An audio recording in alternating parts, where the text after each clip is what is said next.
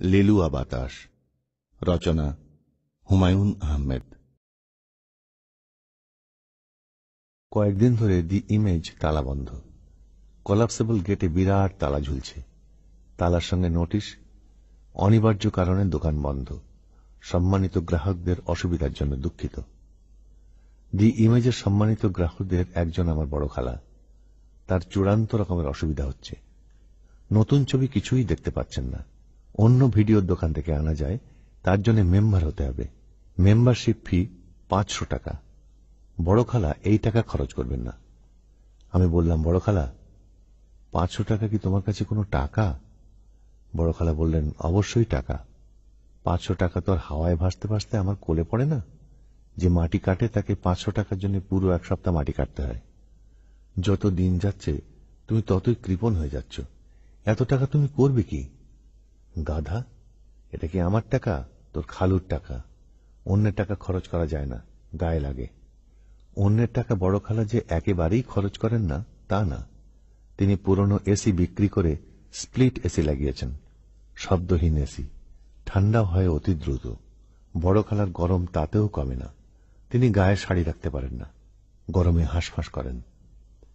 বাবলু, দেখ না বাবধন, একটা ছবি এনে দিতে পারিস কিনা? জহিরকে বললেই ব্যবস্থা করবে। সেই নাকি দি ইমেজের মালিক। কে বলল তোমাকে? খবর পাই।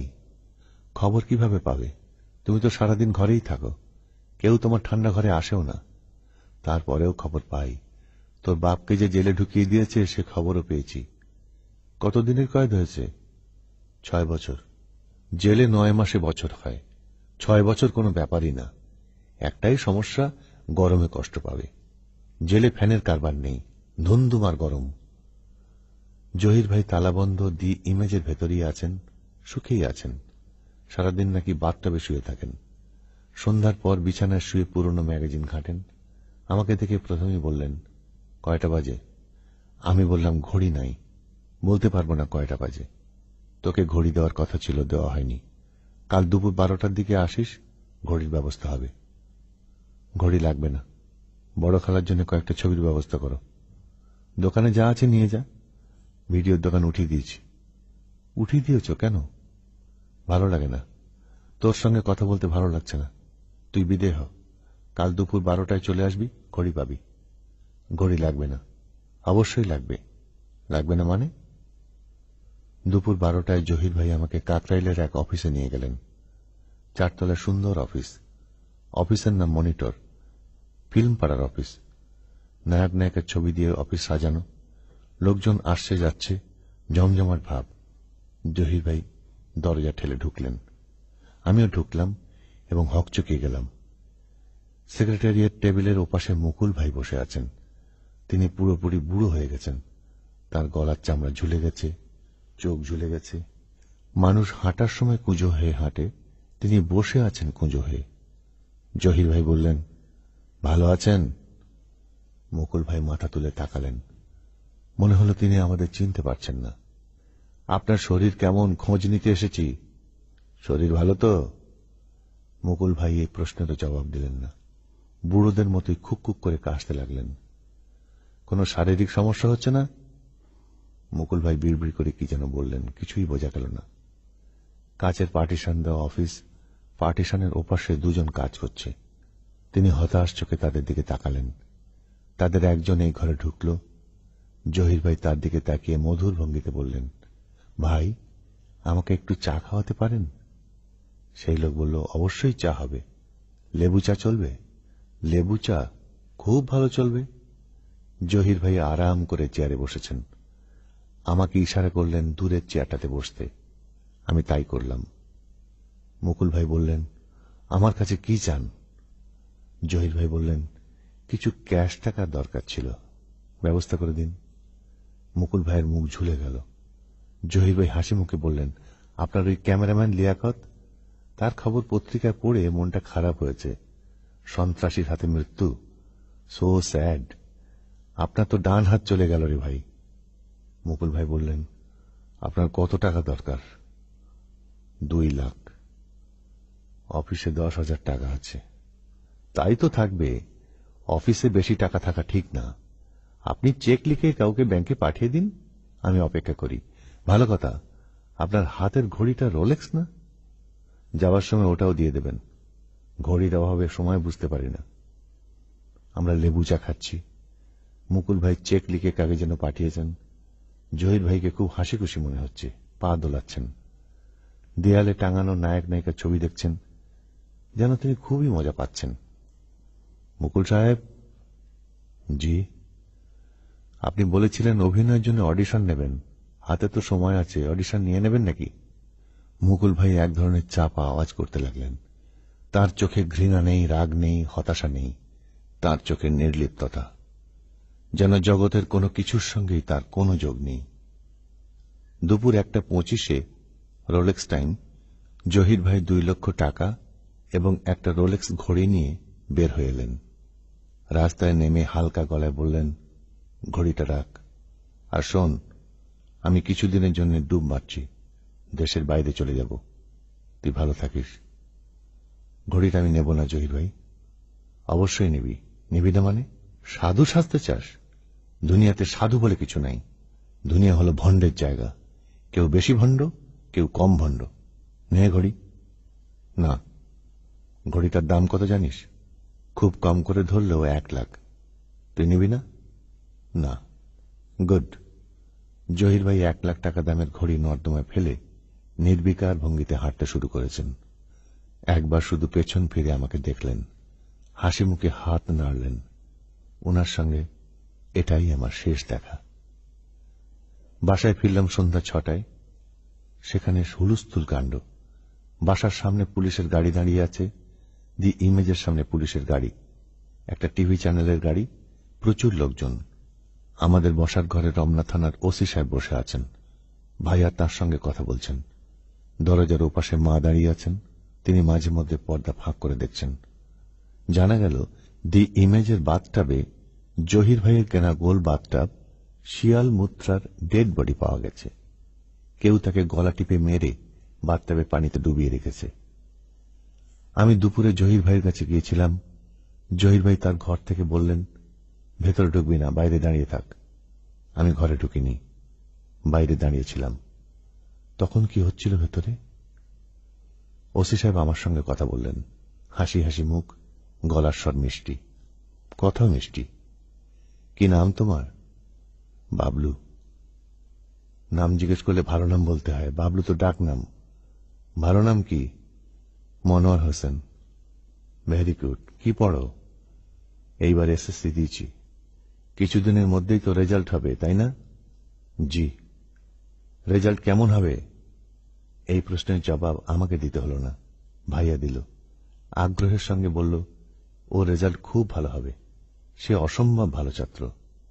ওসি সাহেব বললেন, আমার বড় ছেলেটাও এসএসসি দিয়েছে, পড়াশোনায় কোনো মন নেই, দিন রাত ক্রিকেট নিয়ে আছে, ফেল করবে জানা কথা। যাই হোক, বাবলু তুমি কোন স্কুলে পড়ো? আমি স্কুলের নাম বলতেই ওসি সাহেব অবাক হয়ে বললেন, আমার গাধাটা তো ওই স্কুল থেকে এসএসসি দিয়েছে। শামসুলকে চেনো? জি চিনি, সে খুব হাসাতে পারে, সবাইকে হাসায়। ওসি সাহেবের মুখ আনন্দে উজ্জ্বল হয়ে গেল। তিনি ভাইয়ার দিকে তাকিয়ে বললেন, জোকার ছেলে পয়দা করেছি, সারাক্ষণ আছে জোকারের মধ্যে। একদিনের ঘটনা শোনেন। সে তার মার সঙ্গে ইশারায় কথা বলা শুরু করেছে। তার নাকি জবান বন্ধ, কথা বলতে পারছে না। তার মা অস্থির হয়ে আমাকে টেলিফোন করেছে। আমি ছিলাম একটা মামলার তদন্তে। সব ফেলে ছুটে এসে বললাম, শামসুল, কি হয়েছে রে বেটা? সে মাথা নিচু করে বলল, মার সঙ্গে ঠাট্টা করছিলাম বাবা, এখন বলেন এই ছেলেকে নিয়ে কি করি? ওসি সাহেবের ছেলে আমার সঙ্গে পড়ে, শুধু এই একটি কারণে আমাদের জন্য সহজ হয়ে গেল। ওসি সাহেব দ্বিতীয় কাপ চা খেলেন এবং বললেন, জহিরের সঙ্গে আপনাদের যে কোনো যোগাযোগ নেই, এ বিষয়ে আমি ক্লিয়ার। আপনাদের সাবধান থাকতে হবে, অতি ডেঞ্জারাস এলিমেন্ট। সে যে র্যাবের হাতে ধরা খাবে এবং ক্রস ফায়ারে যাবে, এ বিষয়ে আমি 100% নিশ্চিত। পুলিশের খাতায় তার নাম প্রিন্স। চেহারা সুন্দর, এই জন্যই প্রিন্স। সুন্দর চেহারার ভেতরে কালো ভুজঙ্গ। বাবলু বাবা, ভুজঙ্গ শব্দের অর্থ জানো? সাপ। Good, very very good. একটা জিনিস শুধু মাথার মধ্যে রাখবে, তোমরা এই দেশের ভবিষ্যৎ, বড় হয়ে দেশ তোমরা চালাবে, তোমাদের সেইভাবে বড় হতে হবে। স্পষ্ট বুঝতে পারছি ওসি সাহেব এই বক্তৃতা আমাকে দিচ্ছেন না, নিজের ছেলেকে দিচ্ছেন। আবেগে তার চোখ ছলছল হয়ে আসছে। কয়েকদিন অনবরত বৃষ্টি হয়েছে, সব রাস্তায় পানি। এই পানি আরো বাড়বে, কারণ আকাশ কালো করে মেঘ করেছে। বিকেল থেকে বৃষ্টি শুরু হবে। এবছরে বৃষ্টি বিকেলের দিকে হচ্ছে। সারাদিন আকাশ থাকে মেঘশূন্য। অফিস আদালত ছুটি হবার আগে আগে আকাশে মেঘ জমতে শুরু করে। আমার পকেটে কিছু টাকা আছে, বেশি না, 125। মন চাইছে টাকাটা খরচ করে ফেলি। নিঃস্ব অবস্থায় রাস্তায় হাঁটার এক ধরনের আনন্দ আছে। এটা আমার কথা না, বাবার কথা। বাবার হঠাৎ হঠাৎ দার্শনিক কথাবার্তা বলার অভ্যাস আছে। দার্শনিক কথা বলার পরপরই তিনি খানিকটা উদাস হয়ে যান। তারপর ইংরেজিতে বিড়বিড় করে বলেন, লাইফ, দিস ইজ লাইফ। দার্শনিক কথা বেশিরভাগ তিনি বলেন রিকশায় করে যাবার সময়। একবার তার সঙ্গে যাচ্ছি, তিনি এক হাতে আমাকে ধরে রেখেছেন যেন ঝাঁকুনি খেয়ে পড়ে না যাই। আমাকে বললেন, বাবলু, বল দেখি আমার পকেটে কত টাকা আছে। আমি বললাম, জানি না বাবা, অনুমান কর। 1000 টাকা? হয় নাই, 75,300। এত টাকা? আমার এই প্রশ্নে বাবা উদাস হয়ে বললেন, পকেট ভর্তি টাকা নিয়ে রাস্তায় বের হবার যে মজা, পকেট খালি অবস্থায় রাস্তা বের হওয়ারও একই মজা। আমি বললাম, কিভাবে? বাবা বললেন, লাইফ, দিস ইজ লাইফ। তখন তার মধ্যে উদাস ভাব চলে এসেছে। তিনি 75,300 টাকা পকেটে নিয়ে উদাসী হয়ে পড়েছেন। একটা সময় ছিল যখন তিনি প্রচুর টাকা কামিয়েছেন। তখন তিনি মূর্তির ব্যবসা করতেন। রাজশাহী, বগুড়া, দিনাজপুর থেকে আমের ঝুড়িতে মূর্তি আসত। কোষ্টি পাথরের মূর্তি, পিতলের মূর্তি, ব্রোঞ্জের মূর্তি। মূর্তি কেনার জন্য নানান ধরনের লোকজন বাড়িতে ঘোরাঘুরি করত। একদিন সকালবেলা ঘুম থেকে উঠে দেখি আমার ঘরের চেয়ারে জাপানি এক লোক বসে আছে।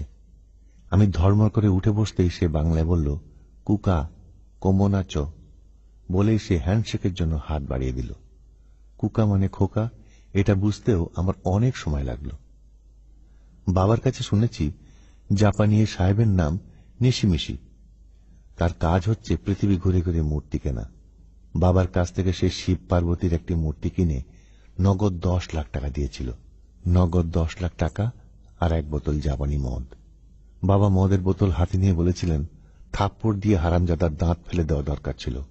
মুসলমানের বাড়িতে মদ নিয়ে এসেছে, এত বড় সাহস। সেই মদের বোতল, নাম সাকে, অনেকদিন আমার ঘরের শেলফে রাখা ছিল। একদিন মা সেই বোতল বাথরুমে ভেঙে ফেললেন। পচা ভাতের দুর্গন্ধে বাড়ি ভরে গেল। বাবা মূর্তির ব্যবসা বেশি দিন করতে পারেননি। তার মূল যে অ্যাসিস্ট্যান্ট শওকত, আমি ডাকতাম শওকত মামা, খুব ভালো ম্যাজিক দেখাতেন। পয়সার ম্যাজিক। পয়সা অদৃশ্য করে নাক দিয়ে মুখ দিয়ে বের করতেন। পুলিশের হাতে ধরা পড়ে গেলেন। তার 5 বছরের জেল হয়ে গেল। সেই সময় বাবাও জেলে যাবার জন্য তৈরি ছিলেন। তিনি ধরেই নিয়েছিলেন শওকত মামা তার নাম বলবেন, পুলিশ তাকেও এসে ধরে নিয়ে যাবে। শওকত মামা কারো নামই বলেননি। একা জেল খাটতে গেলেন। 2 বছরের মাথায় নিউমোনিয়ায় জেলখানায় তার মৃত্যু হয়। শওকত মামার কথা উঠলেই বাবা বলতেন, সে সাধারণ মানুষের পর্যায়ের কেউ না, সে অতি মানব, মহাপুরুষ। মহাপুরুষদের সংজ্ঞা এক একজনের কাছে এক এক রকম। মেঘলা দিনে মন মেঘলা হয়ে যায়। মেঘলা মন নিয়ে আমি অনেকক্ষণ রাস্তায় হাঁটলাম। একটা স্টেশনারি দোকান থেকে লাল নীল পেন্সিল কিনলাম, খাতা কিনলাম। তারপর রওনা হলাম বাবার ফ্ল্যাট বাড়ির দিকে। কেন জানি মনে হচ্ছে কাউকে পাবো না। ফ্ল্যাট বাড়িতে তালা ঝুলবে, কিংবা কড়া নাড়ার শব্দে অপরিচিত একজন মহিলা দরজা খুলে বিরক্ত মুখে বলবে, কাকে চাই? আমি মিনমিন করে বলবো, জ্যোতির কাছে এসেছিলাম। মহিলা কঠিন গলা বলবেন, জ্যোতি বলে এই বাড়িতে কেউ থাকে না, আমরা নতুন ভাড়াটে। আমি বলবো, জ্যোতিরা কোথায় গেছে জানেন? তিনি বলবেন, আমাদের তো জানার কথা না। মুখের ওপর খট করে দরজা বন্ধ হয়ে যাবে। অনেকক্ষণ ধরে দরজা নক করছি, কেউ দরজা খুলছে না। দরজার ওপাশে কেউ একজন যে আছে সেটা বুঝতে পারছি। নড়াচড়ার শব্দ পাচ্ছি। সে যে চিটকিনি টানাটানি করছে এটাও বুঝতে পারছি। একসময় দরজা খুলে গেল। দরজার ওপাশে জুথি। সে আমাকে দেখে গায়ের উপর ঝাঁপ দিয়ে পড়ল। তার ধাক্কায় আরেকটু হলে আমি পড়েই যেতাম। সে কাঁদতে কাঁদতে যা বলল তার অর্থ হচ্ছে সকালবেলা তার মা তাকে বলেছে 2 ঘন্টার জন্য সে বাইরে যাচ্ছে, খুবই জরুরি কাজ। তারপর সারাদিন কেটে গেছে, সে আসেনি। জুথি কিছু খায়নি, তার খুব খিদা লেগেছে। আমি বললাম, বার্গার খাবে? জুথি ফোঁপাতে ফোঁপাতে বলল, আর কোক খাবো। বিশাল একটা বিফ বার্গার জুথি 2 হাতে ধরে খাচ্ছে। পরপর কয়েকটা কামড় দিয়ে সে বার্গারটা আমার দিকে এগিয়ে দিয়ে বলল, খাও। আমি বললাম, তুমি খাও। না না, তুমি খাও। ক্ষুধার্ত এই মেয়েটি আমার প্রতি তার মমতা দেখাতে চাচ্ছে। আহা বেচারি। আমি বার্গারে কামড় দিলাম। সে কয়েক কামড় খায়, তারপর বার্গার আমার দিকে বাড়িয়ে দেয়। আমি 1 কামড় খাই, সে অতি দ্রুত কয়েকটা কামড় দেয়, আবার বাড়িয়ে দেয় আমার দিকে। জুথির মা বাসায় ফিরলেন সন্ধ্যার পর। কাঁদতে কাঁদতে ফিরলেন। তার কাছে জানলাম তিনি গিয়েছিলেন বাবার সঙ্গে দেখা করতে। একজন দালাল ধরেছিলেন।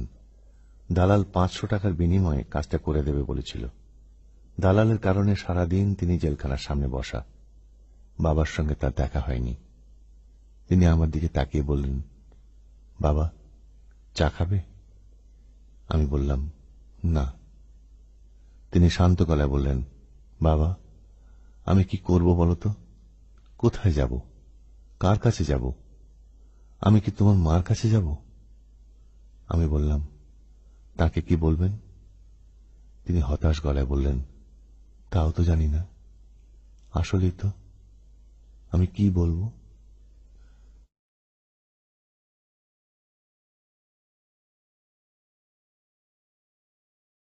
এক বর্ষায় গল্প শুরু করেছিলাম, এখন আরেক বর্ষা। সেই মেঘ কালো আকাশ, সেই বৃষ্টি, ঢাকার গাছগুলিতে নতুন পাতা, টোকাই ছেলেমেয়েগুলির হাতে কদম ফুলের গুচ্ছ। ট্রাফিক সিগন্যালে গাড়ি থামছে, এরা ছুটে ছুটে যাচ্ছে। ফুল নেবেন? ফুল 4টা 1 টাকা, 4টা 1 টাকা। এই 1 বছরে কি কি পরিবর্তন হলো বলি। নীলা ফুপুর বিয়ে হয়ে গেল। তিনি বরের সঙ্গে দেশের বাইরে, ইটালি মিলান শহর চলে গেছেন। ঢাকা এয়ারপোর্টে তিনি উঁচু হিল পরে বেকায়দায় পা ফেলেছিলেন, পা মচকে ফেললেন। হিল খুলে ফেলতে হল। তিনি এক হাতে নতুন কেনা হিল জুতা জোড়া নিয়ে খালি পায়ে প্লেনে উঠলেন। নীলাপুপুর বরের নাম শামসুল আলম। তিনি মিলানে এক চকলেট কারখানায় কাজ করেন। তার চেহারা, হাবভাব, চালচলন সবই বান্দরের মতো। তাকে প্রথম দেখে এমন মনে হয়েছিল স্যুট পরা বান্দর। সাইজে ফুপুর চেয়েও ছোট। এক জায়গায় বসে থাকতে পারেন না, একদিকে বেশিক্ষণ তাকিয়ে থাকতে পারেন না। বেচারা বউ খুঁজতে দেশে এসেছিলেন। এক বন্ধুর সঙ্গে নাটকের শুটিং কিভাবে হয় দেখতে গেলেন। তখন ফুপু শট হচ্ছিল। গ্রামের মেয়ে কলসি কাঁকে জল আনতে যাচ্ছেন। এই দৃশ্য দেখে ভদ্রলোক প্রেমে পড়ে গেলেন। অতি দ্রুত বিয়ের কথাবার্তা পাকা হয়ে গেল। মা শুধু একবার বলেছিলেন, ছেলে তো সুন্দর না, চেহারায় হনুমান ভাব আছে। এতেই ফুপু কেঁদে কেটে অস্থির হয়েছেন। বিয়ে হলো খুব ধুমধাম করে। বরপক্ষ নীলা ফুপুকে 2 সেট গয়না দিল। একটা হীরার আংটি দিল। ফুপু আমাকে আংটি দেখিয়ে বলেছিলেন, অরিজিনাল হীরা, আমেরিকান ডায়মন্ড না। দাম কত বলতো? জানি না, অনেক দাম। বাংলাদেশি টাকায় 56,000 টাকা। এত দাম দিয়ে আংটি কেনার কোনো মানে হয়? টাকা থাকলেই খরচ করতে হবে। আমি ওর সঙ্গে রাগ করেছি। দেখি, আংটিটা তোর আঙুলে পর, কেমন লাগে দেখি। আহা, পর না। আমি কোড়ে আঙুলে আংটিটা পরে কিছুক্ষণ বসে থাকলাম। ইটালি রওনা হওয়ার দিন হঠাৎ ফুপু তার ভাইজানের কথা মনে পড়ল। তার প্লেন বিকেল 3টায়। তিনি সকাল 11টায় আমাকে আড়ালে ডেকে নিয়ে বললেন, ভাইজানের জন্য মন খারাপ লাগছে, উনার সঙ্গে দেখা করব, ব্যবস্থা করতে পারবি? না, একদিনে ব্যবস্থা করা যাবে না। গতরাতে ভাইজানকে স্বপ্নে দেখে মন এত খারাপ হয়েছে। কি স্বপ্নে দেখি জানিস? দেখি ভাইজান সুই সুতা দিয়ে একটা কাঁথা সেলাই করছেন। আমি তাকে বললাম, এসব মেয়েদের কাজ, তুমি করছো কেন, আমাকে দাও। ভাইজান আমার হাতে সুই সুতা দিতে দিতে বললেন, তুই বিয়ে করলি, আমাকে দাওয়াত দিলি না কেন? আমি বললাম, দাওয়াত দেব কিভাবে, তুমি তো জেলে। তখন ভাইজান বললেন, দাওয়াত দিলে একদিনের ছুটি নিয়ে আসতাম। আমাদের জেলখানাটা ভালো, এখানে এরকম সিস্টেম আছে। ফুপু কাঁদতে লাগলেন। তাকে আমি নাটকের অনেক দৃশ্যে কাঁদতে দেখেছি, বাস্তবে কোনো দৃশ্যে তিনি অনেক দিন পর কাঁদলেন। দৃশ্যটা এত সুন্দরভাবে করলেন যে আমার চোখে পানি এসে গেল। তিনি ফোঁপাতে ফোঁপাতে বললেন, বুঝলি বাবলু, অল্প বয়সে আমাদের বাবা মারা গেল, বিরাট সংসার এসে পড়ল ভাইজানের ঘাড়ে। বেচারাকে কত ধান্দাবাজি করে সংসার টানতে হল। ফুপু, কান্না বন্ধ করে গোছগাছ করো, একটা সময় তোমাদের রিপোর্টিং। ফুপু কান্না বন্ধ করতে পারলেন না। এয়ারপোর্টে একটা মজার ঘটনার উল্লেখ করতেই হয়। নতুন ফুপা কমপ্লিট স্যুট পরে তিড়িং বিড়িং করছেন, হাতে সময় নেই, ইমিগ্রেশনে ঢুকে যাবেন। নীলা ফুপু বলেন, ও বাবলু, তোর ফুপাকে সালাম করলি না? পা ছুঁয়ে সালাম কর, দোয়া নে, আদব কায়দা শিখাই দিতে হবে, গাধা ছেলে। আমি পা ছুঁয়ে সালাম করলাম। ফুপার সঙ্গে সঙ্গে হাত থেকে রিস্ট ওয়াচ খুলে আমার হাতে পরিয়ে দিতে দিতে বললেন, তোমার হাতে ঘড়ি নাই, এটা আগে খেয়াল করি নাই। ঘড়িটা রাখো, 100-150 টাকার সস্তার ডিজিটাল ঘড়ি না, 700 লিরা দিয়ে কিনেছি। আমি নানা করতে যাচ্ছি, নীলাপুপু আরেকটা ধমক দিলেন, আদর করে তোর ফুপা একটা জিনিস দিচ্ছে, নানা করছিস কেন? একটাই তো তোর ফুপা।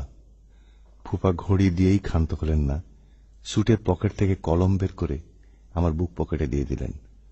দরাজ গলায় বললেন, পাস করার পর চিঠি দিও, তোমাকে ইতালি নিয়ে যাব, সেখানে সিটিজেনশিপের ব্যবস্থা করে দেওয়ার দায়িত্ব আমার। যদি না পারি, কান কেটে কুত্তাকে খাওয়াই দিব। শামসুল আলম এক কথার মানুষ।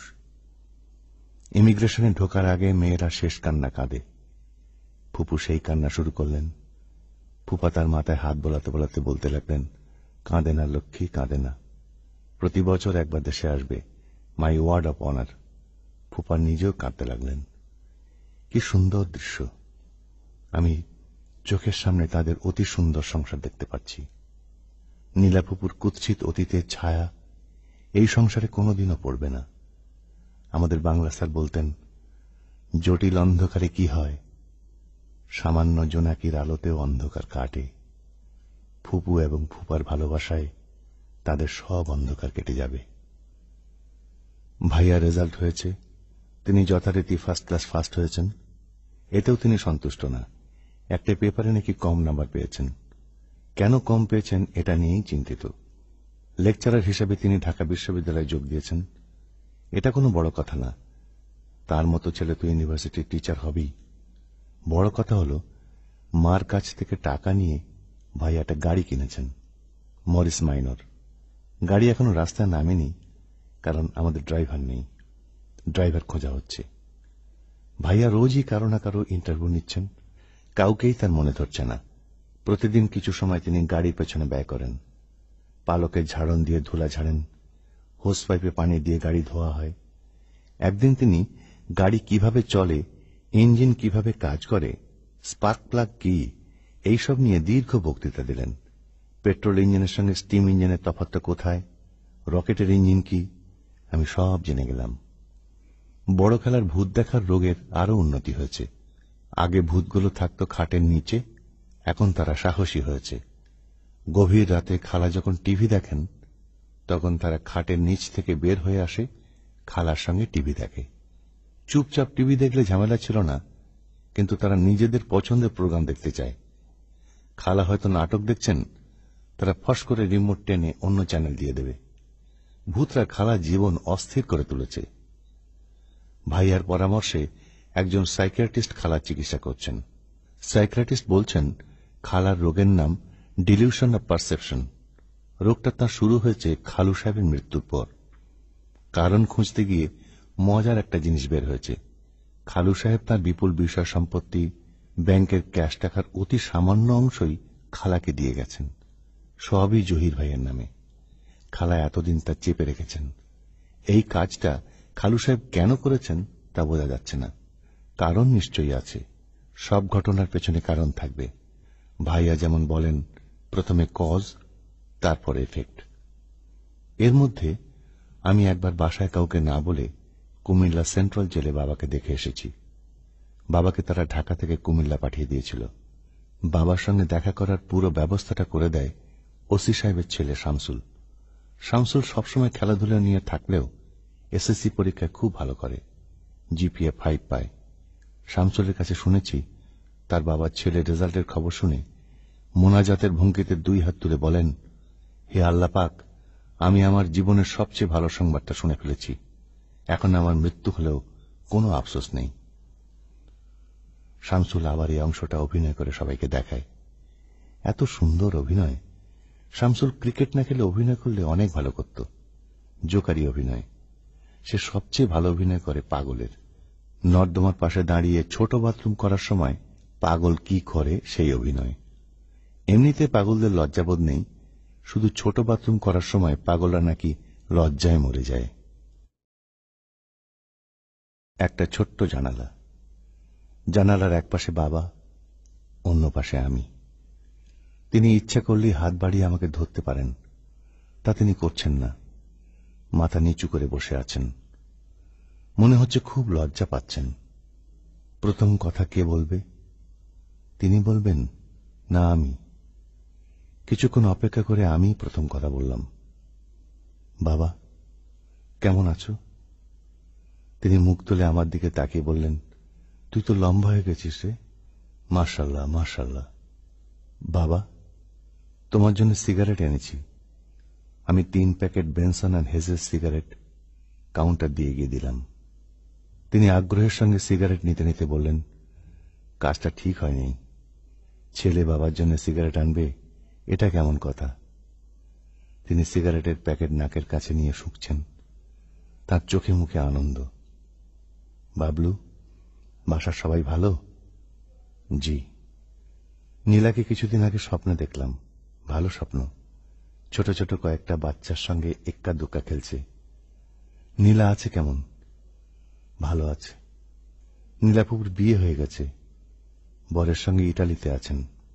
মাশাআল্লাহ মাশাআল্লাহ। ইটালিতে যাবার দিন তোমার কথা মনে করে খুব কান্নাকাটি করেছিলেন। নীলার মনটা নরম, এটাই হয়েছে সমস্যা।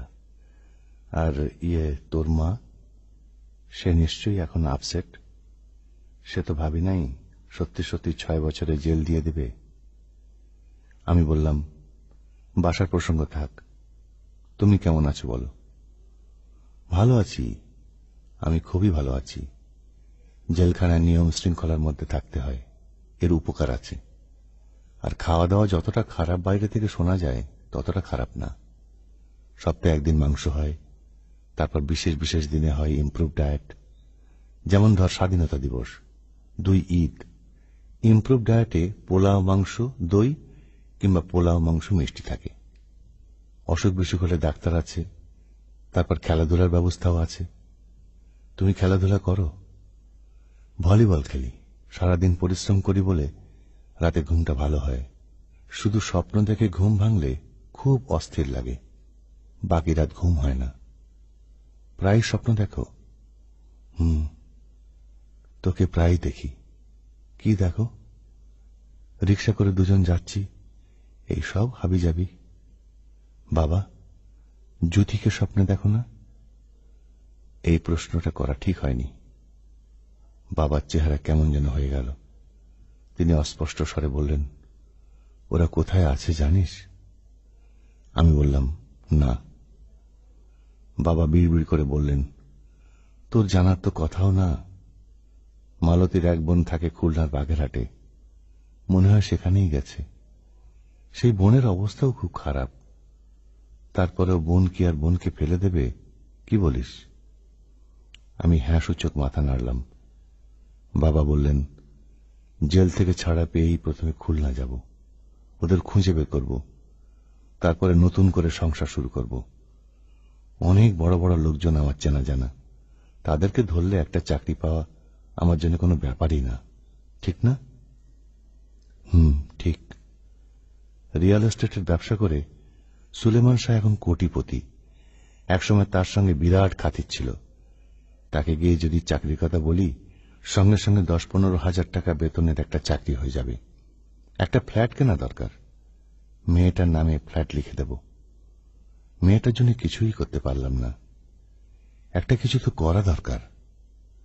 বাবা কাঁদতে শুরু করেছেন। তার চোখের পানি সিগারেটের প্যাকেটে পড়ছে। টপ টপ শব্দ হচ্ছে। আমি জানালা দিয়ে হাত বাড়িয়ে বাবার কাঁধ স্পর্শ করলাম। তিনি মাথা ঘুরিয়ে আমার হাতে তার থুতনি রাখলেন। এখন তার চোখের পানি পড়ছে আমার হাতে।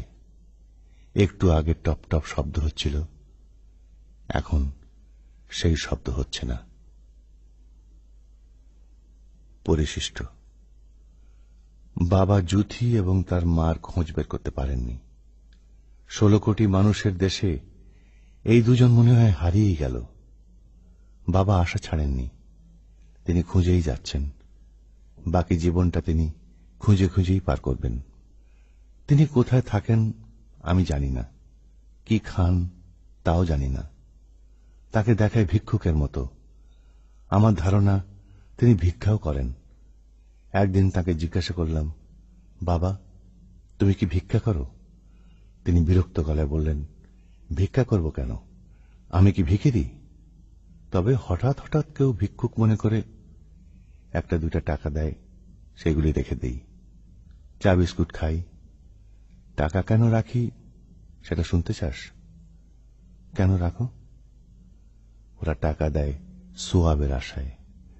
আমি যদি টাকা না নেই, ওরা তো সোয়াবটা পাবে না। খামাকা ওদের বঞ্চিত করার দরকার কি? ঠিক বলেছি না? তাছাড়া ভিক্ষুকদের ছোট করে দেখারও কিছু নেই। তারাও পরিশ্রম করে উপার্জন করে, সারাদিন হাঁটে। হাঁটা পরিশ্রমের ব্যাপার না? বাবা আগের মতোই আছেন। তার চরিত্রে তেমন কোনো পরিবর্তন হয়নি। তবে অহংকার নামে জিনিসটি ইদানিং যুক্ত হয়েছে। মা তার প্রতি কিছুটা নমনীয় হয়ে একতলার একটি ঘরে তাকে থাকতে দিতে চেয়েছিলেন। প্রস্তাবটা মায়ের হয়ে আমি তাকে দিয়েছি। বাবা বলেছেন, আরে না। আমি বললাম, না কেন?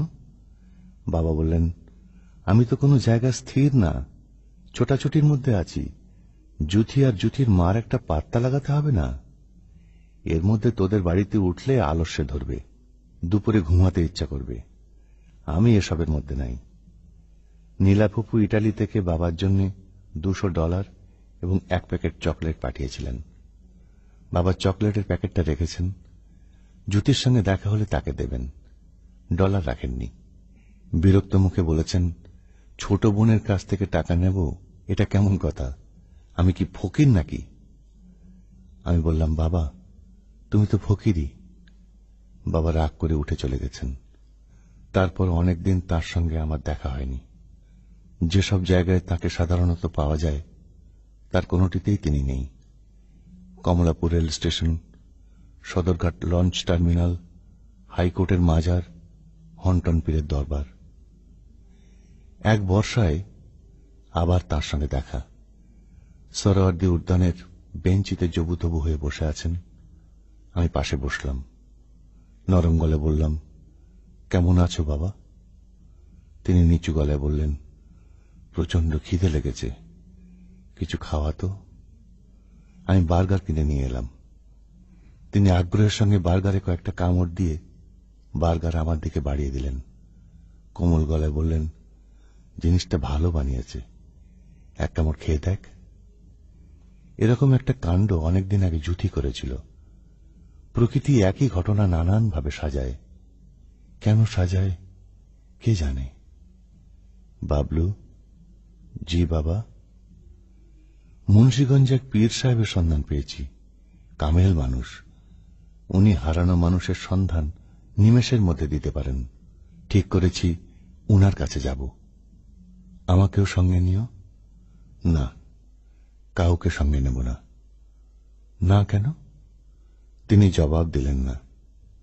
এই সময় বর্ষার ভেজা ঠান্ডা হাওয়া আমাদের উপর দিয়ে বয়ে চলে গেল। বাবা বিড় বিড় করে বললেন, আহারে, কি মিঠা লিলুয়া বাতাস,